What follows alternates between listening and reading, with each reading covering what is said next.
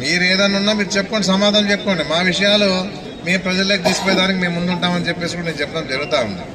ఏదన్నా ఈ విధానంలో నిన్న చేసిన పరిస్థితి మనం చూసాం. ఏదో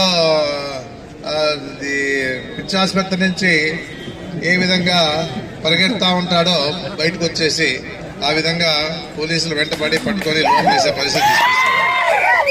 ఇది ఎంతవరకు సమంజసం అని చెప్పేసి అడుగుతారు. ప్రజలు నవ్వుకుంటా ఉంటారు, నేను చేసే పనులకి నవ్వుకుంటా ఉన్నారు. ఈ 2 ఏళ్ల పరిపాలనలో అభివృద్ధి కార్యక్రమాలు ఏం లేకపోయినా గాడిద పాలు తాగడం ఒక అభివృద్ధి, మేక పాలు తాగడం ఒక అభివృద్ధి, పూరీలు వేయడం ఒక అభివృద్ధి, ఈ అమ్మడం ఒక అభివృద్ధి. ఎందుకంటే అక్కడ డాన్ ఉన్నాడు, అక్కడ సారాయి డాన్ పిలిచేసి 2000 రూపాయలకి యాలం వేసి పూరి అమ్మిన పరిస్థితి ఉంది.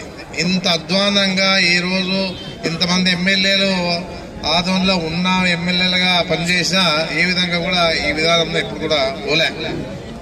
నీళ్లు లేవంటే పట్టించుకునే పరిస్థితి లేదు. ఏది కావాలన్నా అడిగినా దాటేసే పోయే పరిస్థితి.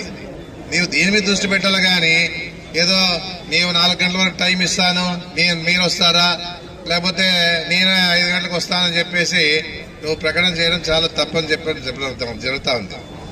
ఏదన్నా కూడా చాతకాంతనం కాదు. మీరు ఏదో ఆలోచించి మీరు ఏ విధంగానైనా కేసుల్లో ఇరికేయాలని చెప్పేసి ఉద్దేశంతోనే మీరు చేస్తున్నటువంటి కార్యక్రమాలు ఇవన్నీ కూడా. నీకు తెలుసు ఈ ప్రకటన ఇస్తే ఖచ్చితంగా పోలీసు వాళ్ళు వచ్చి ఆపుతామని చెప్పేసి నీకు తెలుసు. ఎందుకంటే మేము కూడా నీవు ప్రకటన ఇచ్చిన తర్వాత కూడా మేమంతా ఆలోచన చేసుకున్నాం. మనం పోయేది అవసరం లేదు, అక్కడికి మన దగ్గరికే రాని మాట్లాడదామని చెప్పేసి ఆలోచిస్తాం. అయినా వచ్చిన తర్వాత జరగరాని ఏదైనా జరిగింటే బాధ్యులు ఎవరని చెప్పేసి అడుగుతా ఉన్నాను.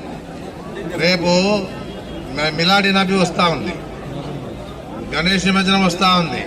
ఈ విధంగా ఈరోజు జరిగే పండుగలకి ఆటంకాలు కలగకుండా ఉండేదానికి మేమంతా కూడా ఆలోచన చేస్తూ ఉన్నామని చెప్పేసి కూడా చెప్పడం జరుగుతూ ఉంది. ఎన్ని రకాలుగా మా మీద ఏ విధంగా మాట్లాడారో తెలుసు. మాకు శాతకాంతనం కాదు. మా ప్రజల గురించి ఆలోచన చేస్తాము, ఆదరణ గురించి ఆలోచన చేస్తూ ఉన్నాము, ప్రశాంతత గురించి ఆలోచన చేస్తూ ఉన్నాము.